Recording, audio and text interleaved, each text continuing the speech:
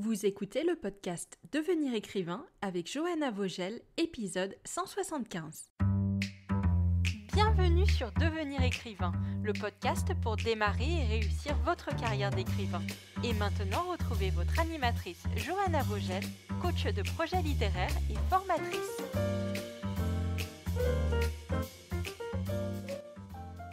Bonjour, bienvenue dans un nouvel épisode de ton podcast. Je suis Johanna, la coach de projet littéraire de l'ICAR. Je te propose de parler d'auto-édition cette semaine. On va parler de la façon dont les pouvoirs publics considèrent cette activité et quels changements opèrent ces dernières années dans la relation entre édition traditionnelle et auto-édition. Pour ce faire, j'ai le plaisir de dialoguer avec Lilia Marbeau. C'est une autrice, une chorégraphe qui connaît très bien le milieu de la culture et qui a fini il y a peu un travail de recherche intitulé L'auto-édition dans l'écosystème du livre. On va parler ensemble de ses conclusions, notamment du fait que l'auto-édition prend de l'ampleur et elle compte dans l'économie du livre aujourd'hui, et elle nous expliquera comment le succès de l'auto-édition peut en fait améliorer les conditions des auteurs en édition traditionnelle. Lilia a un parcours très riche, elle a été comédienne, danseuse, chanteuse, je disais chorégraphe, et elle est aussi autrice, elle a écrit un conte musical et elle sortira bientôt son premier roman d'urban fantasy. Lilia est aussi une ancienne de l'ICAR, donc je suis doublement ravie de te la présenter et j'espère que tu vas passer un bon moment en notre compagnie. Bonjour Lilia, bienvenue sur notre podcast. On est super content de t'accueillir parce que non seulement tu as des choses très intéressantes à nous dire, mais en plus tu es une ancienne de l'ICAR, donc ça nous fait doublement plaisir de t'accueillir dans cet épisode. Bonjour. Bonjour Johanna, écoute, ravie d'être avec vous. Effectivement, avec la double casquette d'ancienne.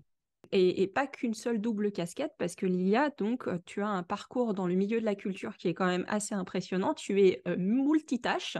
Donc, nous, on t'a connu parce que tu voulais te former au roman. C'était quelque chose qui te tenait à cœur de passer vers un autre format littéraire qui est le roman, parce que tu as déjà un peu roulé ta bosse. Tu es comédienne, danseuse, chanteuse, chorégraphe. Bref, il te manquait que le roman, quoi. Oui, et autrice aussi ouais, en spectacle, en fait, dans le spectacle vivant, oui. Mais moi, j'étais vraiment habituée à des formats courts, parolière, librettiste dans la comédie musicale, donc pas du tout dans le monde de l'édition. Et j'ai découvert le monde de l'édition avec Icare. Voilà, concrètement, c'est vous qui m'avez intégrée dans ce milieu. Eh ben, on est bien content d'avoir été cette porte d'entrée pour toi dans le milieu de l'édition et ça t'a donné des idées a priori et ça va être le sujet de ce podcast car et tu vas m'expliquer un petit peu comment tu en es venu à reprendre des études, à aller vers un master 2 de management des organisations culturelles et dans ce cadre-là d'avoir fait un mémoire dont on va parler qui est sur l'auto-édition dans l'écosystème du livre, tout un programme. Tout un programme, oui. Alors il faudra que je revienne enfin, la genèse de l'histoire. J'étais prof. Et je menais une double vie, donc prof dans l'éducation nationale en économie-gestion, parce que j'ai une formation à la base d'économiste et de juriste. Donc j'ai à un moment voulu cumuler les deux, enseignement et vie artistique. Voilà, les doubles vies, ça a son temps. Et je me suis dit, bon, maintenant ça suffit. J'adorais l'enseignement, ça c'est pas du tout le problème. Moi j'ai quitté mes étudiants à grand regret, mais je me suis dit, là, il est temps de quand même pouvoir faire tout ce que je veux faire et notamment écrire un roman. Ça faisait vraiment partie de mon projet. Donc, je me suis dit, ben, dispo, formation. Je me suis dit, j'ai quand même cette casquette d'économiste et de juriste. Donc, logiquement, je dois avoir les compétences pour mener aussi tous les aspects administratifs, commerciaux et comptables d'une affaire de production et à la base dans le spectacle vivant. Donc, c'était pour te permettre d'aller plus loin, en fait, sur tes projets dans le spectacle vivant que tu as fait ce Oui, master. Mais comment tu en es complètement. venu à choisir comme thématique l'auto-édition, du coup, plutôt que des choses un petit peu plus traditionnelles autour du métier d'auteur ou de l'édition traditionnelle? Qu'est-ce qui t'a intéressé dans l'auto-édition? Alors, ça fait très longtemps. Alors ça, c'est l'expérience dans le spectacle vivant où l'autoproduction est quand même très problématique et le statut de l'artiste entrepreneur est quelque chose qui m'intéresse depuis très longtemps. Voilà. J'avais même à l'époque commencé une thèse sur les intermittents du spectacle. Donc tu vois, j'ai toujours navigué dans ce genre de sphère. Mais là, je me suis dit, c'est hyper large pour un mémoire de master, le statut d'artiste entrepreneur. Et j'ai repensé directement, je me suis dit à un moment, il faut que je vende l'utile à l'agréable, et notamment donc de peaufiner cette idée de devenir auteur, et pourquoi pas en fait, en auto-édition. puisque j'ai découvert aussi l'auto-édition avec vous. Tu Voilà. savais que ça existait, mais en gros, tu savais pas trop à quoi ça pouvait correspondre. Ah non, oui, oui, ah ah oui, oui, très Est-ce que concrètement, tu je avais savais des que a ça existait. priori? Est-ce que tu avais des a priori sur l'auto-édition ou Non, parce que de ton parcours justement dans le milieu du spectacle, ben, tu te disais que les gens pouvaient mener des projets par eux-mêmes et que c'était toujours louable, quoi. mais carrément. Puis en plus ça, bon, moi je suis aussi dans le milieu de la musique. On parle pas, enfin voilà, c'est François Bon qui disait ça, on parle pas d'automusication. Oui. On est de plus en plus dedans. Enfin, je veux dire, c'est la règle maintenant, l'autoproduction dans le milieu de la musique. Donc c'est quelque chose, voilà. Et puis il n'y a pas ce côté péjoratif.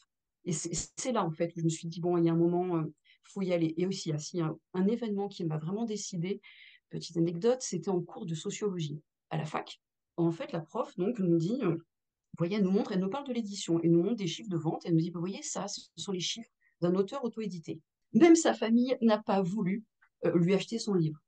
Donc en fait, elle t'a montré un cas d'école en disant, regardez, personne n'achète les livres auto-édités, ça n'a pas de légitimité, et même les familles des auteurs auto-édités pensent qu'ils font n'importe quoi.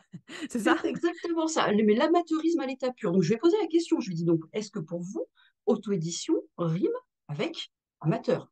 Elle me fait, mais oui, très concrètement. Et là, je me suis dit, ça va plus, là, il n'y a plus rien qui va. Enfin, voilà, la prise de position institutionnelle, les écrits aussi que j'ai pu voir au niveau institutionnel à cette époque-là, je me suis dit, il y a quelque chose qui ne correspond pas, qui n'est pas cohérent avec ce que moi je perçois en regardant un petit peu le milieu des auteurs. Voilà. Alors justement, ton mémoire, il t'a amené à aller ben, au cœur de la politique du livre et du ministère, et c'est pour ça que c'est vraiment un témoignage qui va être très intéressant pour nos auditeurs, parce qu'on a pu recevoir ici dans le podcast des auteurs auto-édités, des gens qui étaient déjà dans le game en fait, mais on n'a pas eu cette prise de recul de voir ce que eh bien, le ministère il peut en penser, ce que... Alors, le ministère, tu n'as pas encore l'oreille du ministre ou de la ministre de la Culture, mais l'idée, c'est que tu as pu, justement, dans le cadre de ton mémoire, aller un petit peu voir du côté de la direction du livre, du côté d'un certain nombre d'acteurs qui font la politique du livre en France, pour voir un petit peu où on en est par rapport à ça, par rapport à cette première expérience que tu avais eue un petit peu d'une prof d'université qui avait fait comprendre que c'était bien des rigolos, ils faisaient leur hobby dans leur coin, là, les auteurs auto-édités, mais on ne pouvait pas les prendre au sérieux. Alors, justement, qui est-ce que tu as rencontré pour faire ce mémoire, l'auto-édition dans l'écosystème du livre? Avec qui tu as parlé? En fait, c'est la direction de Dauphine qui m'a imposé, on va dire, hein, mon directeur de mémoire. Voilà, moi, je n'avais pas à l'esprit, au démarrage, de faire ça avec quelqu'un du ministère de la Culture. Et je me suis dit, c'est peut-être pas si mal, parce que c'est intéressant. En plus, comme moi, j'avais pas à l'époque du tout le statut d'auteur, puisque j'avais pas encore écrit de roman et enfin, j'étais pas du tout dedans. Je me suis dit, ça va être intéressant d'avoir, voilà, je voulais être absolument dans un état d'esprit de journaliste. Et eux te Donc, reconnaissaient plutôt comme un agent neutre, justement, parce que oui, tu venais pas oui, en leur disant, ah, mais je suis déjà auteur auto-édité, non, oui. bah, c'est plus biaisé au démarrage. Donc, non, je trouvais ça intéressant, justement. Et parce que j'avais pensé à Jupiter Phaeton. Voilà. Mais Jupiter c'est vrai. Phaeton, qui est une amie à nous, qui est une grande autrice auto-éditée aujourd'hui en France, qui est un petit peu le fer de lance en fait de la communauté des auteurs auto-édités avec ce qu'elle est capable de réaliser en termes de production de romans, en termes d'avoir monté son entreprise et des revenus qu'elle dégage. Hein. Je replace pour les auditeurs qui n'auraient jamais entendu parler d'elle, et elle publie en urban fantasy et en fantasy. Voilà. Mais c'est vrai que ma rencontre, par exemple, avec Jupiter, par la suite, je vais revenir sur le ministère, j'ai pas oublié, mais ma rencontre avec Jupiter me permettait d'ouvrir les portes de l'auto-édition. Et le contact avec le ministère, justement, c'est vrai que ça m'a ouvert toutes les portes de l'édition traditionnelle. Et ça, c'est extrêmement intéressant. Donc, mon directeur de mémoire, quand je l'ai rencontré, je lui ai dit, je lui ai fait comprendre quand même que je voulais avoir une liberté de pensée la plus totale possible. Ça, c'était un peu ma crainte. Voilà, qu'ils aient un avis très tranché sur la question et qu'on ne me laisse pas libre de mener mes recherches dans le sens voilà, que je souhaitais. Alors, ça n'a pas du tout été le cas et ça c'est super. Ça, c'est vraiment super. Par contre, c'est vrai, alors tout de suite, là, je vais mettre une petite précision. Tout ce que j'ai pu faire par la suite ne sont que mes ressentis à moi.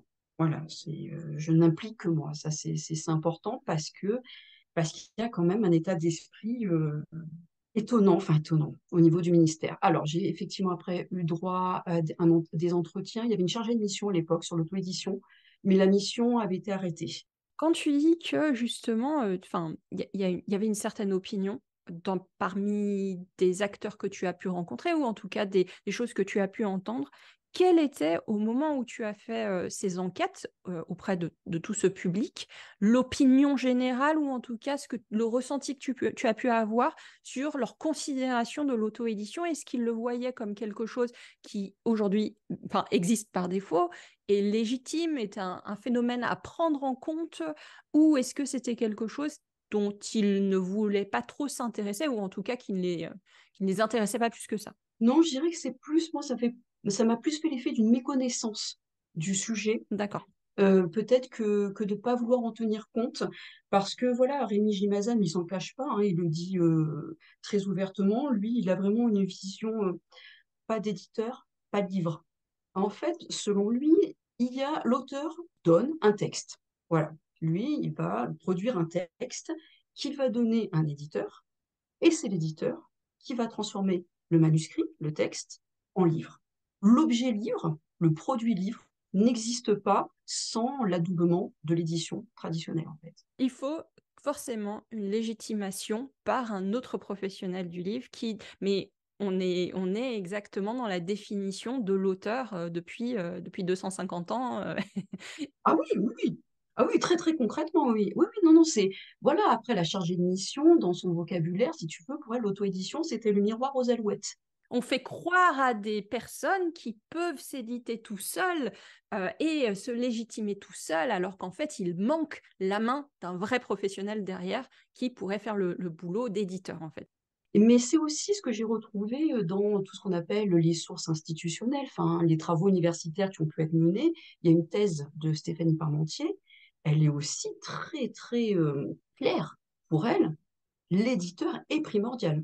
Il ne peut pas y avoir de livre, voilà, sans ce prisme, en En fait. fait, donc quand tu disais que, très clairement le ministère, il ne sait pas trop ce que font les auteurs auto-édités, il y a une méconnaissance de ça, c'est que nous, on le sait bien, les auteurs auto-édités justement, pour faire des livres professionnels et devenir des professionnels, de l'écriture et de l'édition, heu et ils se forment à la double casquette en fait. C'est-à-dire qu'ils deviennent eux-mêmes aussi éditeurs pour pouvoir donner un livre qui n'est pas un livre amateur après en bout de course au lecteur. Et s'il donne un livre amateur au lecteur, évidemment que le lecteur, il s'en rend compte et que ça le délégitimise complètement, en tant qu'auteur, en fait. Est-ce que tu as pu débattre un petit peu, leur montrer des choses ou si tu étais vraiment juste avoir leur ressenti pour savoir, avoir une photographie de ce que pense le ministère? Est-ce que tu as eu l'impression que tu as pu, eh ben, on va dire les informer sur certaines choses que toi tu savais et que clairement eux ne savaient pas ou en tout cas ne prenaient pas en Ça a compte? été l'objectif du mémoire, en fait. Voilà, de démontrer qu'en fait, c'était pas forcément. Il n'y a pas de mauvais esprit, j'ai pas ressenti ça, tu vois, ce côté regarder de haut les auteurs non plus, hein, pas du tout dans ce sens-là, mais ça peut pas fonctionner autrement. Mais c'est très juste ce que tu disais avant, en fait, sur ils n'ont pas idée du nombre de sous-traitances, en fait, les fameuses stratégies d'externalisation mises en place par les auteurs qui font qu'en fait, c'est professionnel. Voilà, et qu'on n'est pas du tout dans un état, enfin, c'est pas de l'amateurisme, du tout. Donc, moi, je me suis dit, en fait, je pensais que la définition de l'auto-édition était ancrée, et je me suis rendu compte que pas du tout. Parce que selon mes interlocuteurs, j'avais pas du tout le même ressenti, voilà, de l'acception du terme auto-édition. Et c'est comme ça que j'ai enfin, décidé de repartir complètement au début. Je me suis dit, il faut se mettre d'accord sur ce qu'est l'auto-édition. Alors, quelle définition tu as pu donner justement? Alors, moi, j'ai trouvé la définition de la BNF, du service du dépôt légal, très intéressante. Voilà, eux, ils ont une vision très, très neutre. C'est un peu la Suisse, la BNF, quand je les ai rencontrés. Ils s'intéressent. Représente les bibliothécaires, je ne le dirai jamais assez.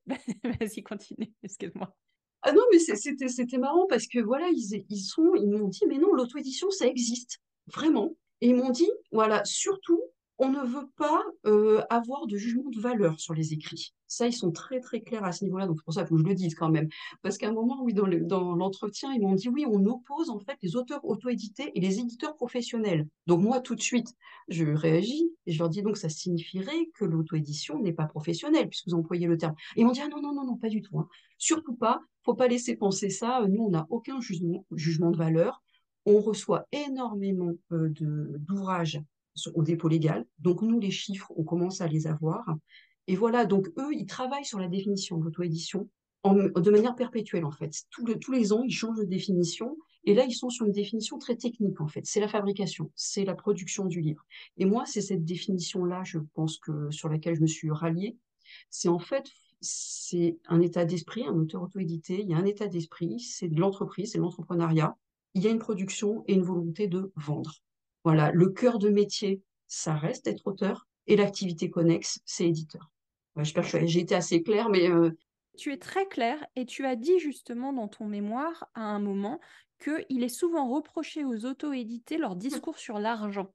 Comme si justement une des choses, outre ce côté amateur justement, comme quoi l'auteur auto-édité, on continuerait à dire que c'est quelqu'un qui n'a pas su trouver un éditeur parce que son livre n'était pas assez bon, mais l'autre reproche qu'on leur ferait, ça serait d'être des personnes vénales en fait, c'est-à-dire qui recherchent le profit avec le livre. Est-ce que c'est aussi quelque chose que tu as entendu puisque tu l'as mis dans ton mémoire?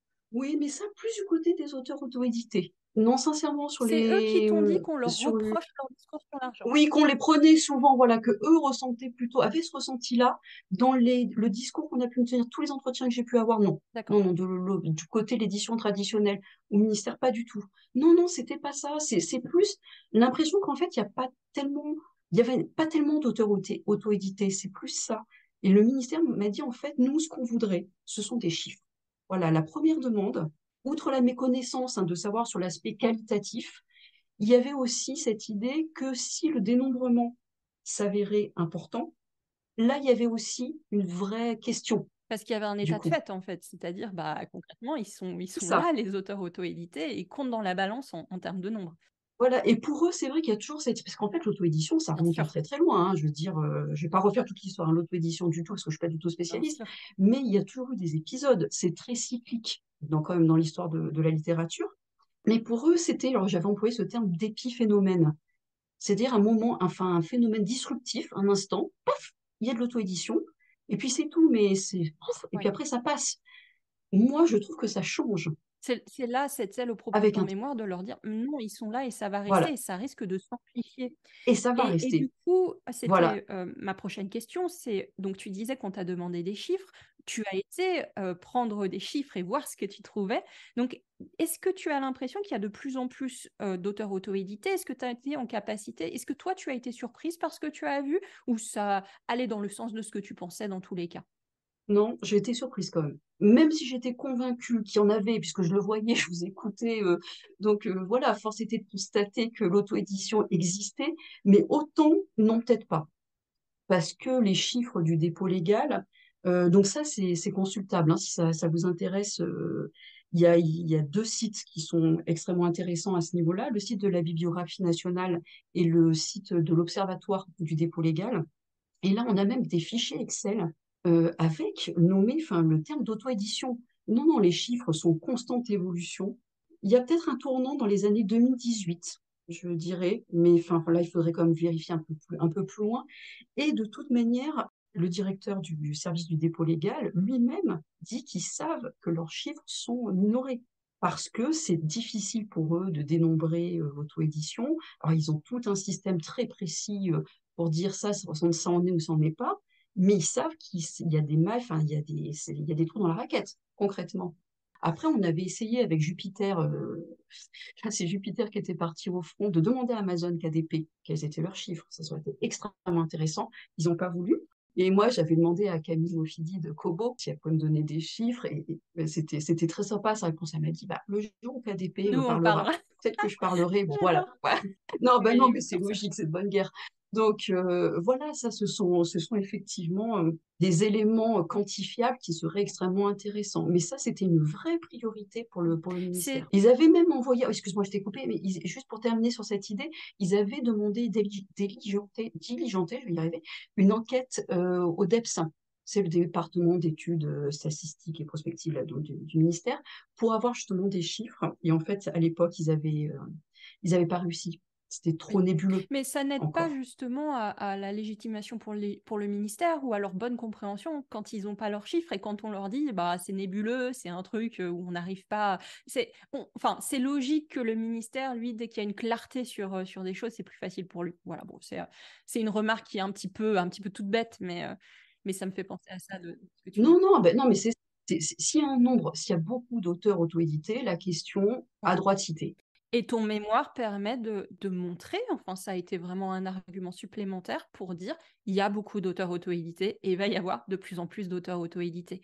Donc c'est d'autant plus intéressant que nous avons cette rencontre ensemble aujourd'hui. Donc hier, l'ICAR a donné pour ses anciens un petit live sur l'auto-édition. Alors c'était dans un cas très particulier parce que l'ICAR va sortir une formation sur l'auto-édition. Donc c'était plus une présentation de notre offre de formation que vraiment une discussion autour de l'auto-édition. Mais comme d'habitude, on donne des arguments de pourquoi ce serait intéressant. Avec Lucie, on emploie maintenant ce terme de nouvelle voie royale en fait pour les auteurs. Je pense qu'il y a un vrai changement dans les mentalités des personnes qui veulent se lancer dans l'écriture autour de l'auto-édition. J'ai l'impression, enfin c'est l'impression que nous on a, que le profil des personnes qui ne pensent que édition traditionnelle, donc pas hybride, juste édition traditionnelle, c'est une volonté soit de vraiment être pur auteur, donc de ne pas avoir cette casquette de l'éditeur, parce que si on est en auto-édition, on n'aura pas le choix, il va falloir être éditeur, il va falloir vendre, c'est un peu ce que tu disais tout à l'heure, parce que moi j'aime bien quand on fait cette distinction, mais les maisons d'édition, messieurs, mesdames, évidemment que ce sont des passionnés de la littérature et du livre, mais ça reste des entreprises, et je pense que si une entreprise, elle veut survivre à un moment, c'est aussi d'être dans une logique de pouvoir faire du chiffre, en fait. Donc elle peut pas avoir qu'une ambition on va dire, de charitable, de vouloir découvrir des nouveaux talents et juste partager son amour de la littérature. Il faut que ça soit adossé à une stratégie commerciale et une stratégie marketing. D'où un auteur en auto-édition qui devient auteur-éditeur, il va être obligé de faire ça aussi. Donc voilà, il y avait vraiment cet aspect-là pour les personnes qui ne veulent pas faire de l'auto-édition, c'est de dire, et c'est légitime, et vous avez le droit de dire, moi, la seule chose qui m'intéresse aujourd'hui, c'est d'être dans une activité artistique, c'est d'être dans une expression écrite, et c'est pas d'être au-delà. Et il y avait cette histoire quand même de prestige. Et là aussi, je dis pas ce mot pour juger des personnes pour qui ça serait important. Je pense que c'est important pour tout le monde parce qu'un être humain, il a besoin d'avoir cette légitimation, d'avoir l'impression justement que ce qui fait compte en fait et qu'il a la confirmation de ses pairs. Et aujourd'hui, c'est un peu ce que tu nous as dit avec le discours du ministère, on reste dans une édition de prestige et une édition de légitimation par la classe intellectuelle, par le fait de faire partie de la sphère littéraire française en étant édité traditionnellement. Mais pour tout un tas d'auteurs qui sont pas que intéressés par ça, ou en tout cas qui, à la limite, ne veulent pas que cette histoire de prestige ou veulent vraiment voir ce qu'ils pourraient faire en termes de vente et en termes... Et quand on dit vente, ça veut dire avoir le plus de lecteurs possible, parce qu'une vente, c'est une lecture potentielle. Mais quand on vend un livre en librairie, c'est pareil, on ne sait pas si le lecteur il va le lire, on espère. La voie de l'auto-édition, vraiment, elle intéresse de plus en plus d'auteurs. Nous, on le voit avec l'ICAR, on le voit avec tous les nouveaux élèves qu'on a. Je pense qu'il y a pas une majorité, mais il y a de plus en plus d'élèves qu'on a qui sont intéressés par l'auto-édition aujourd'hui parce qu'ils ont cette impression que les éditeurs ne vont pas leur donner tout ce qu'ils attendent d'eux.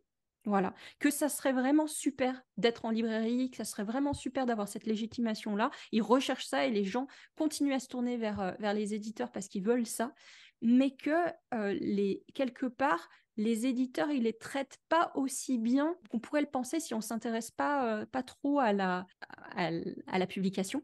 Et je voudrais revenir sur ça avec toi parce que une des choses que tu dis dans ton mémoire qui est très intéressante, c'est que l'auto-édition, elle va aider les auteurs publiés en maison d'édition. Que l'auto-édition, d'une certaine manière, elle va faire du positif pour l'édition traditionnelle et les maisons d'édition. Alors explique-nous, dis aux auditeurs justement ce que tu veux dire par là et qu'est-ce que l'auto-édition, elle peut faire pour tous les auteurs. Oui, en fait, pour moi, l'auto-édition est enfin un nouvel acteur considéré en tant que tel c'est de la concurrence directe, pour moi, vis-à-vis de l'édition traditionnelle. Donc, quand on replace la création, l'auteur au centre du discours, forcément, ça va aider tous les auteurs, et même ceux, donc, comme tu l'as dit très justement, qui sont déjà en maison d'édition. Parce que déjà, premier point, il y a eu tout un phénomène d'auteurs connus qui sont partis de leurs éditeurs, qui ont quitté leur éditeur pour se mettre en auto-édition. Même si certains s'en cachent. Moi, j'avais vu Joël Dicker, par exemple, qui a créé sa maison d'édition, Rosie and Wolf. Il se défend de faire de l'auto-édition, hein, je l'ai entendu dire non, non, c'est pas l'auto-édition, mais Mais si, n'empêche qu'il n'y a que lui qui publie dans c'est sa ça. propre Et maison d'édition. voilà. Et pour l'instant, il a dit surtout, il n'y a pas de comité de lecture, n'envoyez pas auteur, n'envoyez pas de manuscrit. Et même, j'ai envie de dire, si on va plus loin, même s'il venait à éditer d'autres auteurs, ça reste de l'auto-édition. Donc en fait, quand les maisons d'édition dans le secteur traditionnel, les maisons d'édition traditionnelles vont voir partir leurs auteurs comme ça va les pousser peut-être à être effectivement un peu plus respectueux, entre guillemets, de leurs auteurs et des reproches qui leur sont faits à l'heure actuelle. Parce que ça va remettre en cause ce qu'on appelle le système de la péréquation dans l'édition traditionnelle, c'est-à-dire le fait que certains auteurs qui gagnent, donc qui rapportent beaucoup, vont permettre à d'autres auteurs plus risqués, c'est-à-dire moins bankable, comme on dirait pour les maisons d'édition, d'exister. Donc ça aussi, c'est dangereux. Et voilà, en fait, ça fait un contre-pouvoir. Voilà, en management, on dirait que l'auto-édition devient un contre-pouvoir au pouvoir, justement, de l'édition traditionnelle. Mais attention, moi, je ne dis pas du tout que l'édition traditionnelle doit disparaître. Du Bien tout. sûr, Ça, bien sûr. c'est parce que je pense, comme tu l'as dit, tout le monde n'est pas fait pour l'auto-édition. Non, non, non, il y a Pas, vraiment un besoin aujourd'hui voilà. des éditeurs.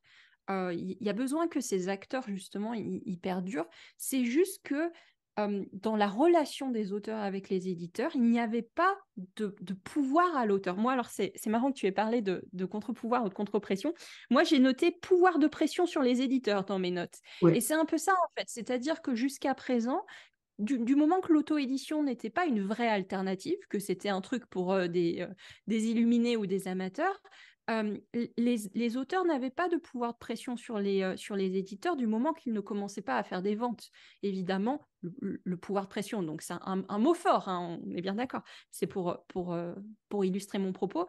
Il venait quand un auteur, eh ben, il commençait à être un petit peu connu et à ce moment-là, il pouvait un petit peu négocier avec l'éditeur. C'est toujours le cas aujourd'hui, mais la différence quand même, c'est qu'aujourd'hui, l'auteur, il est plus, il peut, s'il fait ce choix-là, de n'être plus dépendant de l'éditeur pour essayer de faire ses premières marques, par exemple, et d'avoir ses premières ventes qui comptent pour avoir ce pouvoir de négociation. On a connu beaucoup d'auteurs, enfin beaucoup d'auteurs. On a un certain nombre d'auteurs qu'on connaît, notamment des anciens de l'ICAR, qui ont monté leur communauté, qui se sont lancés en auto-édition et qui après ont été soit démarchés complètement par les éditeurs, ou alors qui ont choisi d'être hybrides, ce qui est aussi un statut qui est important de connaître et de reconnaître, qui est que aujourd'hui on peut faire les deux en fait. Alors il faut avoir beaucoup de temps parce que l'auto-édition prend beaucoup de temps, mais les éditeurs, eux, changent vraiment d'attitude par rapport aux auteurs auto-édités. Ils reconnaissent les succès littéraires auto-édités. il y a une théorie de Michael Porter qui est hyper connue, qui s'appelle les 5 forces concurrentielles. Voilà, quand tu définis un marché, et dans ces 5 forces, tu as le pouvoir de négociation des fournisseurs. Et sur le marché du livre, les fournisseurs, ce sont les auteurs. Voilà. Et en fait, les auteurs ont été quand même sous le joug de l'édition traditionnelle pendant très longtemps. Et c'est logique. Je veux dire, ils n'avaient pas leur mot à dire. Là, effectivement, ils vont pouvoir commencer à négocier. Et c'est extrêmement important parce qu'il y a des reproches, notamment au niveau du contrat d'édition. C'est super intéressant, le contrat d'édition. Parce que ça devient de plus en plus, enfin, le reproche qui est fait à l'édition traditionnelle, c'est que ça devienne de plus en plus un contrat d'adhésion avec des clauses léonines quand même assez sympathiques. Alors, les clauses léonines, hein, c'est le pouvoir donc, du plus fort, du lion. Euh, on- un auteur, il n'ose pas discuter quand il rentre dans le milieu de l'édition. Nous, on avait un prof de droit des contrats, avocat hein, en droit des contrats, qui nous disait, bah, mère, c'est simple. Nous, quand je fais un contrat d'édition, moi, je mets même des clauses super limites. Comme ça, l'auteur va croire qu'il peut discuter. Et on aura gain de cause sur le reste. Et je lui avais dit, mais oui, mais quand même, l'auteur, vous croyez qu'un jeune auteur, il se dit, je vais pouvoir discuter? Non.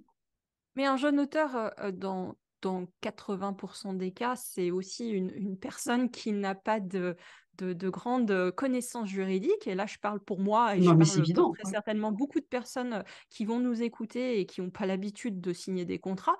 Et du coup, c'est limite si on reconnaît les clauses, qui est quelque chose justement sur lequel on travaille à l'ICAR avec nos élèves, parce que c'est logique en fait. Non seulement on n'a pas le pouvoir de contrer et de négocier, mais en plus, la plupart du temps, on se fait enfumer en fait. très concrètement. Donc ça peut assainir en fait le marché. Voilà. L'arrivée de l'auto-édition a ce pouvoir-là. Et on reproche aussi, enfin j'ai entendu plusieurs fois ce reproche fait à l'édition traditionnelle d'être dans un phénomène de surproduction, avec de plus en plus de coquilles dans la relecture, des économies, en fait, beaucoup d'économies de coûts faites, voilà, des problèmes enfin, de relecture typographique un peu bâclée, la com, qui n'est pas faite de manière égale pour tous les auteurs. On va, bah ça justement, vous en parliez hier soir hein, dans la conférence, c'est ça, c'est flagrant aussi.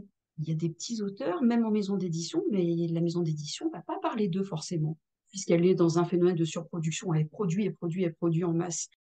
Donc là aussi, l'auteur va devoir assurer sa propre promotion, sa communication. Donc est-ce que là, ça devient intéressant d'être en maison d'édition dans ces cas-là? Voilà, c'est une question à se poser. Tout à fait, c'est un phénomène aujourd'hui qui existe, qui est que on a ce rêve tous d'être édité pour tout un tas de raisons, parce que déjà c'est notre accès, comme on disait traditionnellement, c'est comme ça qu'on voit notre accès au statut d'écrivain en étant publié, et on a cette impression que voilà, du moment qu'on aura signé notre contrat d'édition, les choses elles vont être en route et notre succès, alors il n'est pas assuré, bien évidemment, on n'a pas cette pensée-là, mais on se dit, il n'y a pas de raison quand même, on nous a choisis, on va nous porter. Et malheureusement, il y a beaucoup d'auteurs qui déchantent parce qu'ils se rendent compte que eh ben, c'est pas parce qu'ils ont un contrat d'édition que leurs livres ils se vendent et que l'éditeur fait autant pour leurs livres qu'il pensait qui allait être fait. Et je vais pas et voilà, on a un discours qui pourrait laisser penser que qu'on parle des éditeurs comme de personnes qui sont pas pros, qui viennent arnaquer les auteurs. C'est pas ce qu'on est en train de dire. Il y a aussi une vraie, pas une logique, comment est-ce que je pourrais dire, une vraie situation dans le monde de l'édition aujourd'hui qui est que c'est un milieu qui est en crise aussi, hein. Voilà, on a pu parler des librairies et des libraires par le passé en disant à quel point ils étaient dans une situation difficile et ils étaient en péril, mais les éditeurs, il n'y a pas que Hachette dans la balance, il n'y a pas que Gallimard, il n'y a pas que les gros et les très gros, il y a tout un milieu, tout un réseau d'éditeurs indépendants, de petits éditeurs qui font bien ce qu'ils peuvent, mais qui n'ont pas des moyens qui sont ultra extensibles et qui souffrent aussi de la crise du livre d'une manière générale. Donc voilà, c'était juste pour nuancer parce que c'est important qu'on donne jamais l'impression qu'on tape sur un acteur du livre plus que sur un Non, autre. non, Mais et même, après, ouais, même en disant ça, voilà, il y a une réalité qui est qu'il y a une déception des auteurs qui pensent quand ils vont être édités que, allez, c'est bon, ça y est, je suis enfin sur le chemin d'être porté par mon éditeur et qui se rendent compte que, ben, pas forcément en fait, ou alors, ben, sur 1 à 3 mois de la sortie de leur livre et après c'est fini, ils passent à un autre auteur parce qu'il a un catalogue d'auteurs, l'éditeur. oui, mais ça reste très logique, hein. Et à contrario, il y a quand même certaines, pour moi, certains ouvrages qui, pour l'instant, enfin, doivent rester dans le giron de l'édition traditionnelle. Je pensais aux beaux livres, par exemple. Voilà, ça et c'est super. Enfin, moi, je trouve ça bien. La BD, c'est difficile aussi, tout ce qui est littérature jeunesse, dès qu'on a des illustrations. C'est peut-être encore des domaines qui, pour moi, restent plus enfin, de l'ordre de la sphère de l'édition traditionnelle. Tout ce qui coûte cher à produire Oui, en oui, fait. mais c'est Et c'est qui fait logique. un auteur qui voudrait le faire en auto-édition, à part faire une campagne de financement participatif, ce qui est des choses que mettent en place un certain nombre d'auteurs auto-édités pour faire des belles éditions, bah, c'est très peu possible en fait. Ça coûte bien trop cher de faire ce genre de bel ouvrage ou d'ouvrage illustré. Voilà, et puis il y a certains auteurs qui ne quitteraient pour rien au monde leur éditeur, parce qu'il y a aussi l'humain derrière. Et moi, j'entends parfaitement que c'est du travail d'équipe et que ça doit être super de pouvoir effectivement travailler en harmonie avec un éditeur qui fait son travail. Voilà, on est toujours dans une question d'humain aussi, hein. Donc Tout à non, fait. vraiment, moi, j'avais ce discours-là de dire, en fait, tout le monde va trouver sa place. Et ce qui est quand même, par contre, super important, c'est pour ça que j'ai parlé d'écosystème aussi dans mon mémoire, En fait, C'était le titre de ton oui, mémoire, hein, parce que l'auto-édition dans l'écosystème du livre. voilà. Alors ça, par contre, j'ai pas pu faire l'analogie là au niveau là de mon directeur de mémoire. Il m'a dit non, non, on va se calmer. Donc, je vais le faire aujourd'hui. J'en profitais. Merci, Johanna. Moi, j'avais cette image, tu sais, vraiment l'écosystème dans la biodiversité, l'écologie, Oui, avec ce qu'on appelle des espèces clés de voûte, comme la loutre. Voilà, ça, c'était mon exemple. Et, la loutre. et en fait, il y a des espèces dont on ne peut pas se séparer, parce que sinon, tout fout le camp. Et là, je trouve que de reconnaître l'auto-édition, eh ben, en fait, ça permet de voir que l'espèce clé de voûte, ben, c'est quand même l'auteur. Voilà, moi, c'est mon parti pris à moi. Là, pour le coup, sur lequel, voilà, j'ai tranché, mais j'ai tranché en fin de mémoire. C'était, tu vois, quand je te Ouais. disais, je voulais être un peu journaliste au début et être très objective, c'est vrai que plus j'ai avancé dans le temps et puis bah, je me suis fait mon avis, que je revendique seule et que j'assume seule. Une de tes conclusions, justement, à ce travail, c'est de dire que l'auteur en auto-édition, il est un professionnel de l'écriture et de l'édition. Donc, c'est tout ce qu'on a dit dans notre discussion toutes les deux. Et que le terme d'auto-édition semble même contestable. Que pour certains, il est temps de changer de paradigme. Alors, comment est-ce qu'il faudrait appeler l'auto-édition Mm. ou les auteurs auto-édités d'après toi, Alors, moi, je vais simplement? ranger derrière ce vocable qu'on voit hein, dans le milieu de Oui, l'auto-édition émerger, euh, qui est de l'auteur indépendant. Parce que oui, j'aime ce terme, ce concept d'abord, ça ressent sur l'auteur. Parce que dans auto-édition, moi, je lis édition. Et là, pour moi, il y a un problème de cohérence. Parce que, comme je disais tout à l'heure, le cœur de métier de l'auteur, c'est d'être auteur, c'est pas d'être éditeur. Donc voilà, ça, je pensais que c'était important de mettre le focus sur cet aspect-là. Et après, de terme indépendant, mais parce que là, je pense que ça fait référence au système anglo-saxon, on parle des indies. Et quand j'avais discuté avec Jupiter, on était tout à fait d'accord sur ce point. Je veux dire, c'est beaucoup plus réaliste. Voilà, on est auteur et on est indépendant, c'est tout. Et pour les auteurs hybrides, je trouvais ça intéressant aussi, parce que je trouve que ça les englobe beaucoup plus que le simple vocable d'auto-édition. Et cet aspect péjoratif, hein, ça, il n'y a rien à faire, hein, qui colle quand même oui. encore. L'aspect d'amateurisme et de Ouais, n'importe qui, ça, voilà, écrit une histoire en 2 jours et puis essaye de la mettre en ligne, quoi. c'est ça, Ouais, d'où ben, peut-être qu'il faut changer de concept, ouais. effectivement.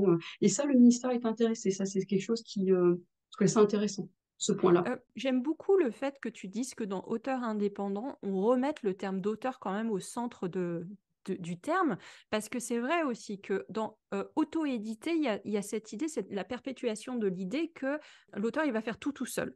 Et on est d'accord que quand on se lance en auto-édition, il y a un moment où on va un peu faire tout seul, entre guillemets, parce que très vite, on va avoir des gens sur qui on va compter. En fait, on va externaliser bah, déjà la correction. On peut jamais faire les choses vraiment tout seul. Il faut qu'il y ait quelqu'un qui nous aide à parfaire le livre.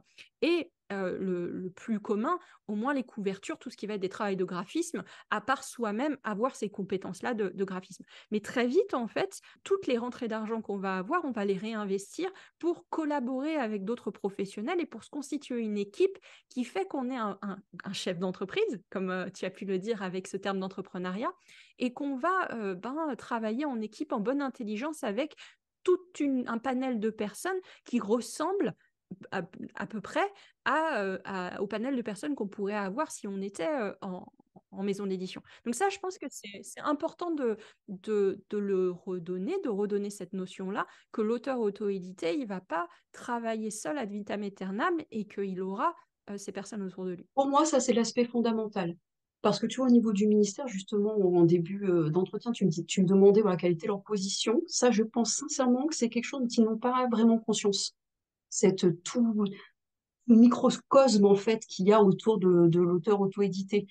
Et, et quand Jupiter est arrivé sur le bureau du ministère de la Culture, ils m'ont dit, ah, j'ai comme une réflexion, ah quand même, mais parce qu'ils avaient pas, Ah, quand même, c'est ah quand sérieux. même, ça m'a beaucoup fait, ben oui, oui quand même, ben, voilà, c'est ça. Bon, je me dis, j'aurais peut-être pas fait grand-chose pour l'auto-édition, et puis, mais si j'apportais une Quand petite même. pierre, tu vois, je Ouais, me dis, ça serait comme celle-là, de ouais. dire juste qu'on parle de la même chose. Oui. Après, Et les dans une avis peuvent diverger complètement. Pour moi, ça ne me pose aucun problème.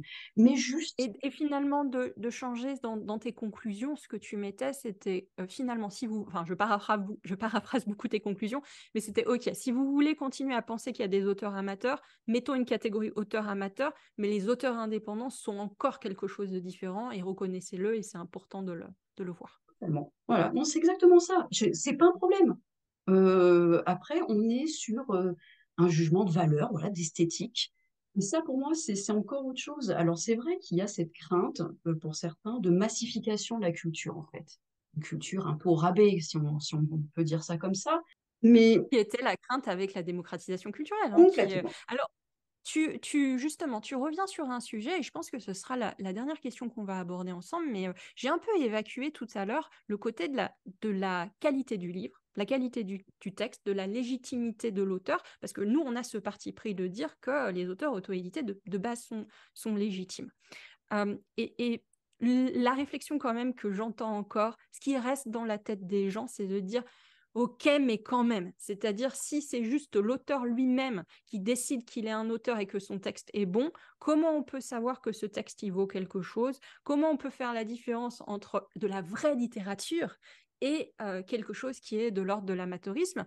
Et je pense que même si la BNF t'a dit que, et c'est tout à leur honneur, qu'ils ne faisaient pas de différence, eux, ils ne regardaient pas la qualité du texte, ils regardaient juste les chiffres de ce qui rentre au dépôt légal. N'empêche que je sais que parmi nos auditeurs, ça va être quelque chose qu'ils vont avoir dans un coin de leur tête s'ils ne sont pas déjà auteurs auto-édités. Et c'est normal puisque c'est dans notre... Alors, c'est pas que dans la nôtre, mais c'est dans notre tradition de comment c'est construit l'auteur par rapport aux éditeurs, en fait, de penser qu'il fallait qu'on ait cette validation extérieure pour nous adouber en tant qu'être dans le grand cercle de la littérature. Ouais, c'est vrai que c'est tout le problème, et je suis d'accord avec toi, ça traîne, ça reste, c'est gluant cette prise de position. Mais il y a des écrits d'un, je ne sais même plus s'il est américain, donc je vais peut-être pas dire des bêtises, mais James Surowiecki, je ne sais pas, je prononce bien son nom, qui a sorti le concept de sagesse des foules. Est-ce qu'à un moment aussi, on ne peut pas faire confiance au lectorat? Est-ce que le Oui. lecteur ne peut pas devenir juge de la qualité, en fait, intrinsèque des écrits, voilà, du livre? Et je trouve la question super intéressante parce que le débat, en fait, il va comment dire, se mettre là, parce que est-ce qu'il y a qu'un éditeur qui est à même de dire qu'un écrit est satisfaisant ou non? Voilà. Est-ce que le lecteur peut pas avoir son propre avis et est-ce qu'on peut pas lui faire confiance? Donc la sagesse des foules, c'est un peu cette idée de se dire, ben, est-ce que le plus grand nombre, quand même, à un moment, va pas faire force de loi? Et ça, cet aspect-là, bah, ça, à mon avis, tout le débat, hein. Et cela a ajouté à tout le professionnalisme qu'on attend d'un auteur indépendant sur la correction de son texte, sur le fait qu'il va se former aux techniques narratives et que on va lui laisser un petit peu de temps aussi pour s'améliorer, comme on le ferait en maison d'édition traditionnelle d'ailleurs. Mais il y a cette double casquette en fait. Du côté de l'auteur, de faire tout ce qu'il a à faire pour que son texte ne soit pas un texte amateur. Voilà, il peut se former pour ça, il peut se faire corriger par les mêmes professionnels qui corrigent en maison d'édition, hein, c'est la même chose, les correcteurs éditoriaux. Et de l'autre côté, j'aime beaucoup ce terme et cette référence à la sagesse de la foule, aussi faire confiance au lecteur. Et là, on ne va pas arriver à la fin de la discussion parce que tout ce que tu me dis me donne envie de continuer. Mais on en revient toujours aussi, démocratisation culturelle versus culture de l'élite, haute culture en fait. J'ai encore eu Mm. un débat un Oh petit que peu oui. houleux avec quelqu'un qui me disait que oui, enfin quand même, il avait lu des livres et mon Dieu, il y avait des gros mots dans les livres, c'était impardonnable, c'était pas de la vraie littérature, où va la littérature? Et débat que j'ai pu avoir aussi sur oui, mais bon, ok, il y a la romance, quoi. Il y a ces littératures de gare, qu'on n'appellerait même pas de la littérature. Il y a ces romans de gare versus ce qui vraiment fait l'élévation de la conscience avec des livres qui nous permettent d'avancer dans la beauté de notre langue et blablabla. Et on en est encore là. Et ça ne m'étonne pas. Et je pense qu'il faut légitimer toutes les expressions et toutes les envies des auteurs et toutes les envies des lecteurs. Ça sera mon mot à moi de la fin. Enfin, ce que je voudrais un peu dire à nos auditeurs aujourd'hui, c'est je suis un peu blasée en fait d'encore avoir ces débats avec des personnes sur le fait de dire que la romance, ben, ça a quand même sa place, même s'il n'y a pas une recherche esthétique qui peut y avoir d'ailleurs. Mais si l'auteur, lui, n'a pas une envie de recherche esthétique sur son livre et est juste dans créer une histoire qui est la mieux construite possible pour le divertissement de ses lecteurs et le plaisir de ses lecteurs, c'est un auteur, c'est un livre. On est dans la littérature, en fait. La littérature n'a pas forcément qu'une vocation d'élévation de la conscience collective. Et par contre, de même, je pense que c'est important pour un auteur d'avoir cette envie de travailler le texte et qu'il y ait une place pour des personnes qui, elles, aiment profondément le travail de la langue ou qui veulent raconter des histoires qui sont polysémiques à n'en plus finir. Oui, pour certains, une vision très péjorative ce qu'ils appelleraient une culture populaire, la fameuse culture mainstream. Et en fait, est-ce qu'on ne peut pas se demander, est-ce que si on la prend en considération, de toute manière, ça peut amener vers une culture plus élitiste, voilà, au sens de certains. Et ce sont des jugements de valeur, et on va en revenir toujours à cette affaire de faire peut-être confiance aussi aux lecteurs. Voilà, et de voir ce que eux vont aimer. Et puis, ils sont peut-être aussi plus curieux que d'autres, justement, ceux qui jugent beaucoup. Et ils vont avoir envie d'aller voir d'autres choses et des écrits très, très pointus qu'ils n'auraient pas vus ailleurs. Enfin, voilà, moi, je suis pour la fin. C'est une question de diversité. Je pense que la diversité, de toute manière, ne peut être que bonne. Voilà, point de vue. Écoute, ça reprend bien l'un des derniers titres de ton mémoire qui était, comme je l'ai cité tout à l'heure, d'une démocratisation culturelle vers une démocratie culturelle, en fait. Voilà, je Oui, pense que c'était une très jolie formulation qui a beaucoup plu à mon petit cœur de bibliothécaire. merci. Du coup, on en arrive à la fin de notre rencontre, mais j'ai l'impression que toi, en tout cas, ton mémoire t'a convaincu parce que tu fais ce choix désormais en 2024 de sortir un premier roman en auto-édition. Ah bah oui, il faut que j'aille au bout de l'aventure, là, comme que je reste cohérente jusqu'au bout. Mais oui, c'est clair. Moi, je me suis fait un peu ma petite étude de marché, comme on dirait. Et bah oui, j'ai décidé de passer le pas maintenant. Hop, je passe vraiment dans la sphère des auteurs et je vais effectivement sortir mon premier roman en urban fantasy, rentrée 2024. Voilà. Autrice d'Urban Fantasy, Oui. Lilia Marbeau. Tu as hâte d'avoir ton premier livre à montrer à tout le monde. Ah, maintenant, je suis obligée d'aller jusqu'au bout. Plus le choix. Ah bah non, il faut que je passe de la théorie à la pratique. Voilà, ça, c'est moins d'aventure, plus perso. Mais j'en suis convaincue, hein. Par contre, moi, que ça fonctionne ou ça ne fonctionne pas, ça ne changera pas de toute manière mon idée sur la question. Pour qui veut faire de l'auto-édition, il faut y aller. Faut y aller, Il l'avenir faut y est aller là et il faut et se montrer professionnel. Voilà, c'est voilà, il faut faire ça avec sérieux en fait. ouais, Il l'auto-édition. faut prendre l'auto-édition au sérieux pour que justement derrière, toutes les autorités prennent les auteurs indépendants encore plus au sérieux. Concrètement, on montrait qu'on est, enfin, voilà, l'auteur auto-édité est un professionnel. Tout à fait. Merci beaucoup Lilia d'avoir eu ce débat ultra intéressant avec moi. Est-ce que tes travaux sont disponibles pour nos auditeurs?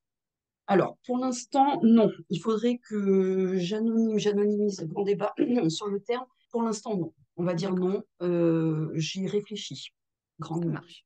Bah Voilà. écoute, Mais par contre, c'était super justement pour en parler effectivement à l'oral. Moi, je n'implique que moi. ça marche. Écoute, tu nous tiens au courant. Nous, en tout cas, on Avec tiendra grand nos plaisir. auditeurs au courant de la sortie de ton livre.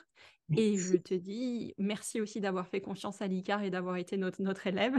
J'en Ah, sans regret, profite. alors là aussi, les yeux fermés. Merci beaucoup. Je te dis à très bientôt. À très vite. Merci, Johanna. Si tu veux apprendre à écrire un roman de qualité professionnelle et séduire les éditeurs, si tu veux qu'une équipe complète de professionnels t'accompagne dans ce projet, tu dois rejoindre Devenir écrivain, projet best-seller. C'est la formation la plus complète et individualisée pour t'aider à concrétiser ton rêve d'écriture. Inscris-toi sur licar.fr/formation, licares.fr/formation pour avoir toutes les informations. Beaucoup de nos anciens d'anciens stagiaires réalisent actuellement leur rêve d'être écrivain professionnel. Alors toi aussi, rejoins-les sur licar.fr/formation.